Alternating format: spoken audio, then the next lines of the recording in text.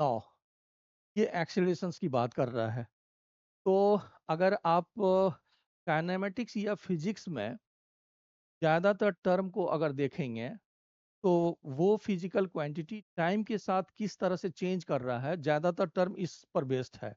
जैसे velocity time के साथ उसकी डिस्प्लेसमेंट किस तरह से चेंज कर रही है, या स्पीड टाइम के साथ उसकी डिस्टेंस किस तरह से चेंज कर रही है।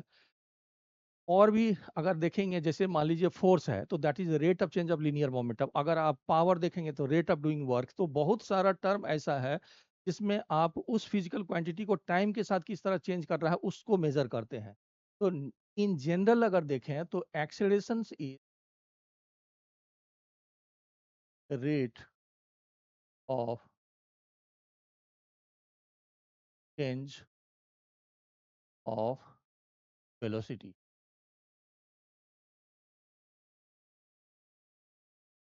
एंड अगर आप एवरेज एक्सेलरेशन देखें तो change in velocity upon time interval लिखते हैं। यानी कि final velocity minus initial velocity upon time interval, ऐसा लिखते हैं आप। जैसे मान लीजिए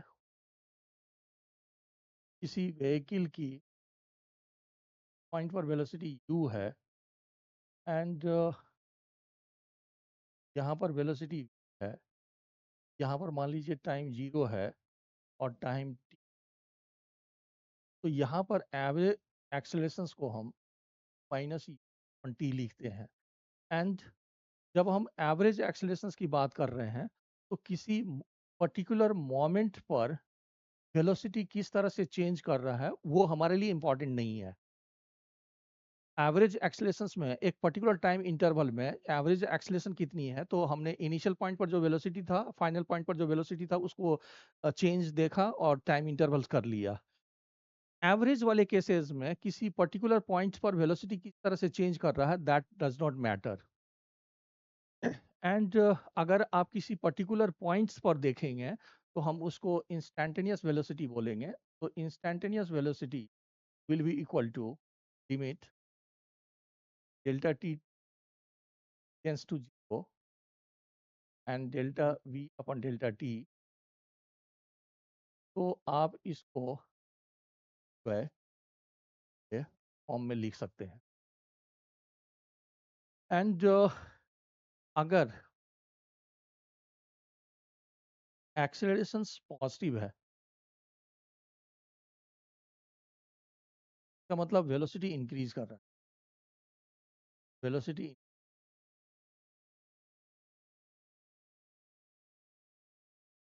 एक्सेलरेशन पॉजिटिव का मतलब हो गया कि जिस डायरेक्शन में मोशन है उसी डायरेक्शन में एक्सेलरेशन है, तभी वेलोसिटी इंक्रीज कर रही है। क्योंकि एक्सेलरेशन फोर्स से जनरेट होता है, तो force equal to mass into acceleration जैसे लिखते हैं। तो एक्सेलरेशन पॉजिटिव का मतलब हो गया कि force is acting in the direction of motion, that's why velocity is increase. And अगर आपका एक्सेलरेशन निगेटिव है तो आपका वेलोसिटी डिक्रीज कर रहा है।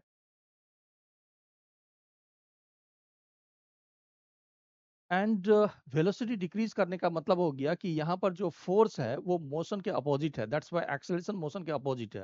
दैट्स व्हाई तो आप निगेटिव एक्सेलरेशंस को रिटार्डेशंस भी बोलते हैं। रिटार्डेशंस भी बोलते हैं या डिलेशंस भी बोलते हैं इसको।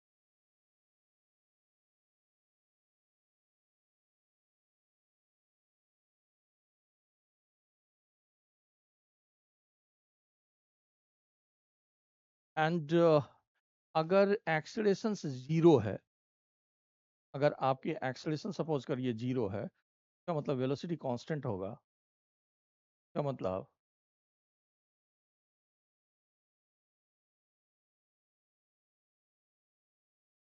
uh,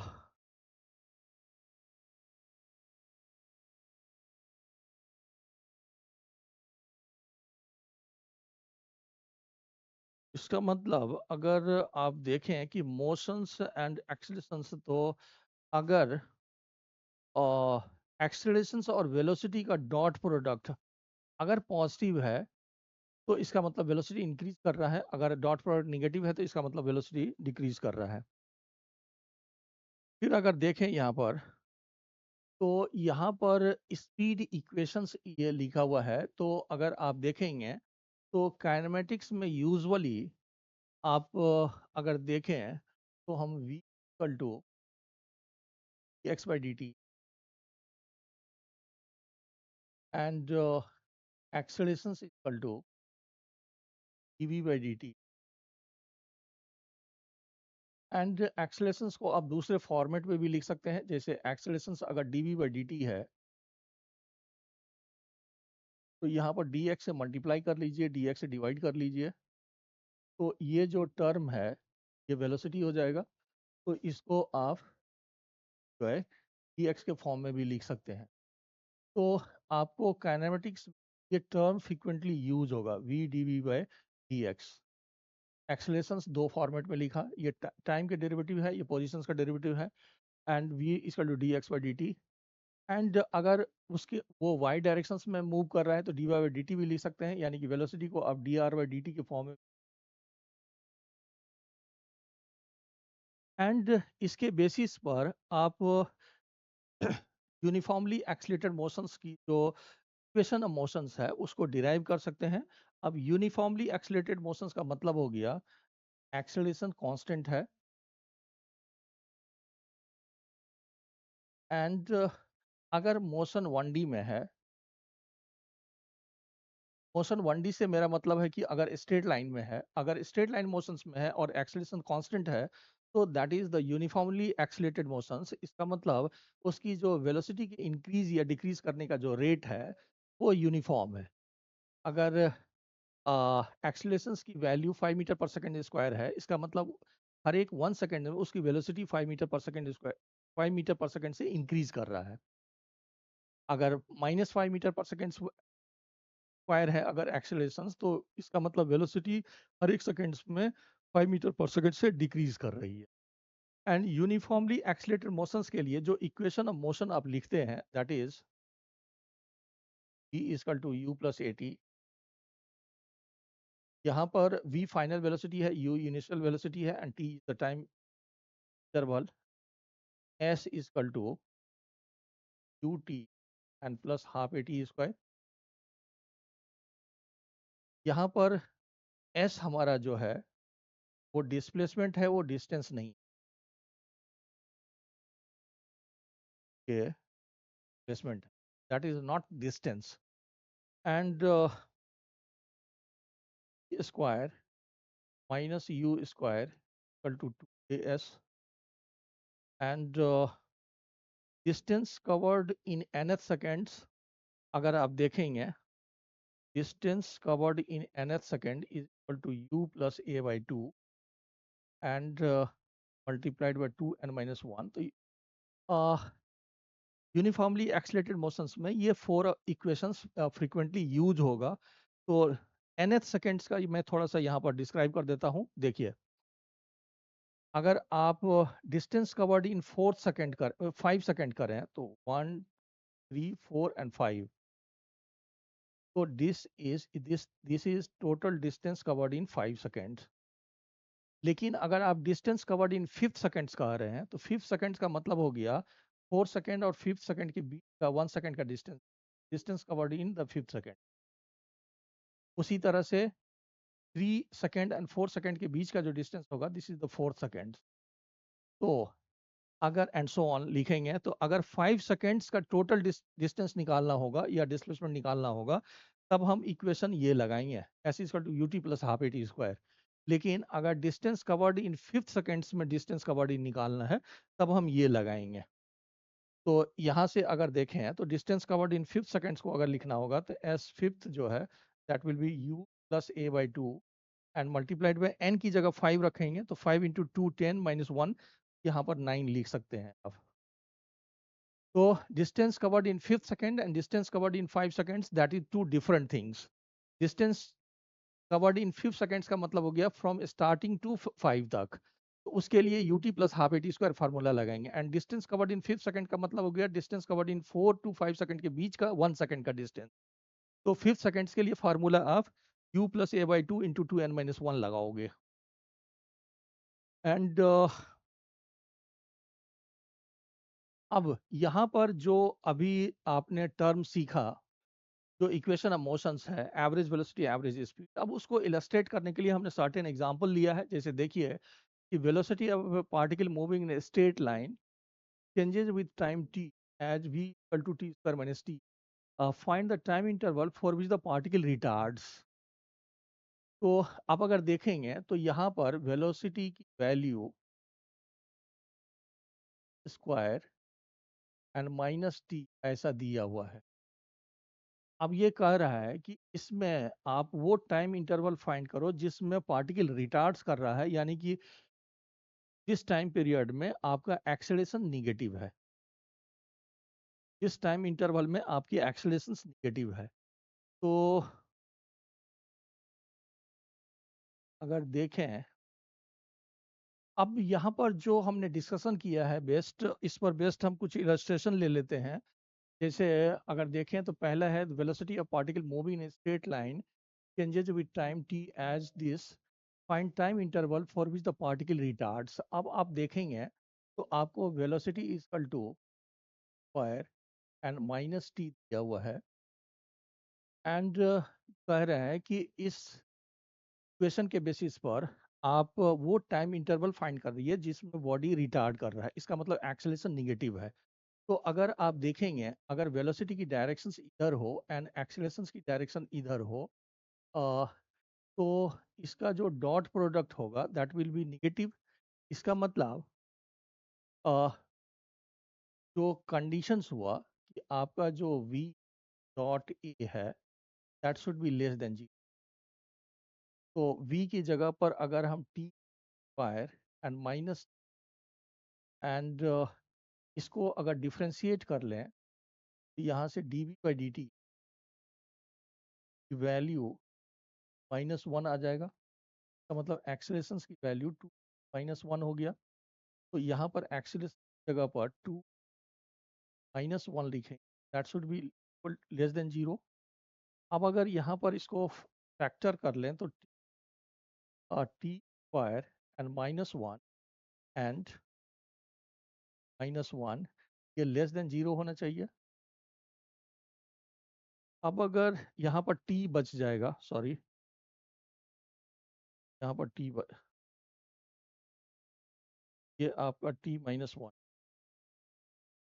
and this. तो अब अगर सपोज करिए कि इस दोनों फैक्टर में जीरो इक्वल प्रूफ कर देते हैं, तो अगर इसको जीरो फेट करेंगे तो यहाँ से t इक्वल टू 1 आएगा, और इसको जीरो फेट करेंगे तो यहाँ पर t इक्वल टू 1/2 आएगा।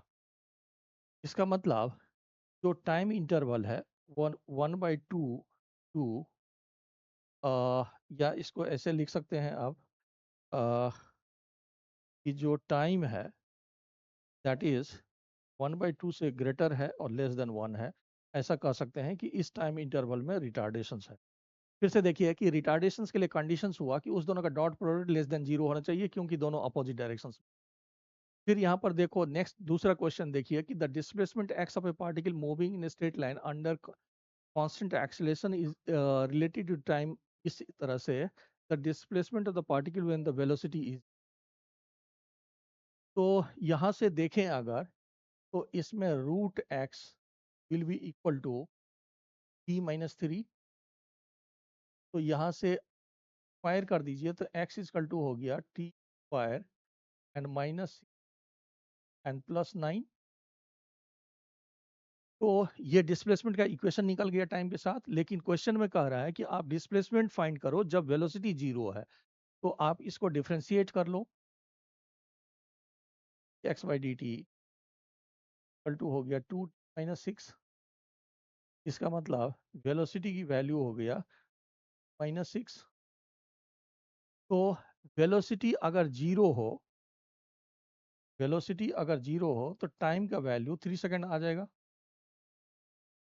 तो वेलोसिटी जीरो है तो टाइम की वैल्यू 3 सेकंड है, तो इस मोमेंट में डिस्प्लेसमेंट की वैल्यू कितनी है वो फाइंड करने के लिए क्वेश्चन में बोल रहा है।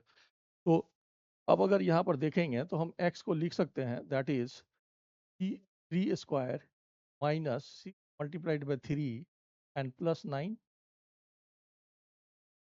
तो यहाँ पर 9 एंड माइनस 18 प्लस 9 हो गया, तो ये हमारा जीरो हो गया। अपना डिस्प्लेसमेंट जीरो तो हो ही सकता है, डिस्प्लेसमेंट जीरो तो हो ही सकता है, क्योंकि अगर आप देखेंगे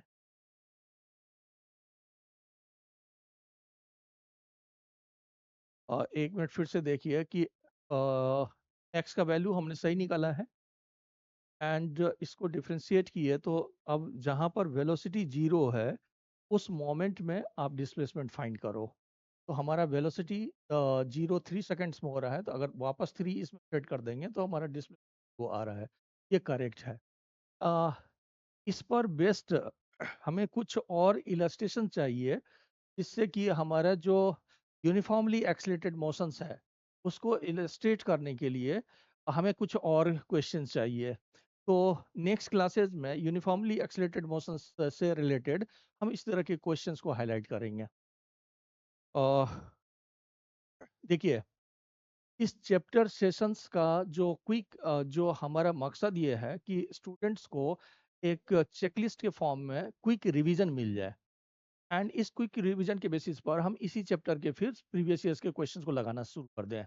तो इस दोनों की कॉम्बिनेशंस जो है वो आपके एंट्रेंस आइदर नीट और जेई मेन के लिए बहुत हेल्पफुल होगा।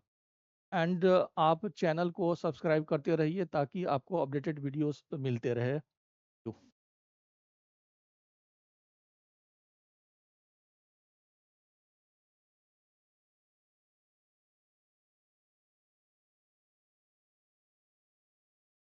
अभी ये तो हो गया।